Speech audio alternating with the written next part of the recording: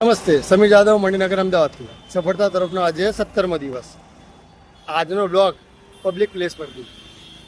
આજે વાત એમ કરું કે ભાણાભાઈને સ્વિમિંગ શીખે આજે ઓલમોસ્ટ 16 દિવસ પૂરા થઈ ગયા છે. 16 દિવસ પહેલાં ભાણાભાઈને સ્વિમિંગ શીખવાની શરૂઆત કરી હતી.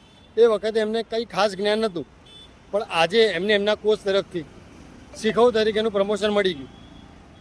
તો જો શૂન્યથી શરૂઆત કરેલી વ્યક્તિ કે જે લર્નર તરીકે અંદર ડૂબકી લગાડી હતી, એ આજે શીખવ તરીકે બહાર ઉભરી આવી છે.